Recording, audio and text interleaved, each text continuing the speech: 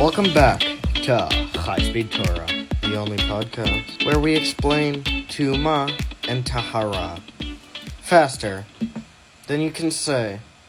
Is that a stain or am I doomed? So, Torah continues with this wild concept called saras. Now, before you panic, no, it's not eczema, not allergies, and definitely not. I used the wrong detergent. This is spiritual Amazon Prime delivery. You mess up, Hashem doesn't immediately zap you. First, your house gets blotchy. Imagine walking into your kitchen, and your wall is like, hey, we need to talk. And instead of calling an exterminator, you call a Cohen. Because this isn't mold, this is heavenly HR. Hashem in his kindness doesn't go straight to your body. He sends a warning shot at your real estate. You ignore that? Fine. Now your clothes get saras. Imagine explaining that to your dry cleaner. Yeah, it's not a stain. It's spiritual feedback. And if you still ignore the message, now it hits your skin. Hashem's basically escalating the support ticket. Chazal connect saras to Lashon Hara, destructive speech. You separated people with your words. Now you get separated from people. Measure for measure. You created social distancing before it was trendy. Now you get divine social distancing. And here's the part that hits. Isolation wasn't cruelty. It was compassion. Because sometimes the only way to fix your internal Wi-Fi is to disconnect from the network.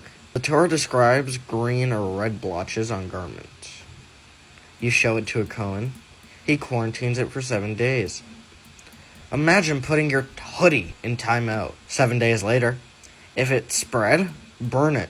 Not donate, not patch, not maybe it'll shrink in the wash. Burn. The Torah invented the original, this is not salvageable. But if lightened, cut it out, wash it, mikveh it, and boom, restored. Which translation means sometimes you don't need to cancel the whole person. Just remove the toxic patch. That's Musar. Then the Torah brings in Layav. The original, why is this happening to me, guy? Layav suffers horribly and says, maybe you confused my name with the enemy, Layav. Oyav. It sounds familiar. He's basically saying, Hashem, maybe this was a clerical error. And Hashem responds with the most epic cosmic TED Talk in history. He says, did I accidentally mix up 2 raindrops? Did 2 thunderbolts collide because I miscalculated?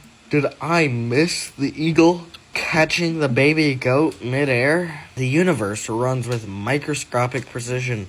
Every follicle, every raindrop, every lightning bolt. And you think your life is a typo? Boom. Mic drop from heaven.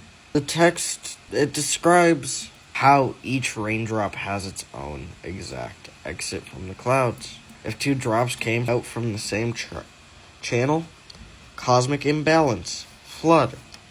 Hashem is saying, if I coordinate trillions of raindrops, you think I confuse your life? That's not harsh. That's just perspective. Wild goats give birth by dropping their babies off cliffs. Relax. Hashem schedules an eagle to catch them midair. If the eagle is 1 second early or too late, game over. And he calculates that. We can't even calculate when our Uber Eats is arriving. But Hashem runs cliff birth logistics. And we think he mismanaged our Tuesday. Saras isn't about punishment. It's about precision. Hashem runs a universe where hair follicles are individually nourished. Raindrops have assigned exits. Lightning bolts have designated lanes. Eagles have exact timestamps. So when something hits your life, it's not random. It's not a clerical error. It's not divine confusion. It's deliberate, measured, exact, even when we don't understand it. Remember, before the patch gets burned, before the hoodie gets quarantined, before the lightning strikes, maybe check the way you speak. Because in a universe where raindrops have assigned exits, your words definitely do too. See you next week. Stay holy, and maybe compliment someone instead of roasting them today. That's it for today. Goodbye, and have a good one.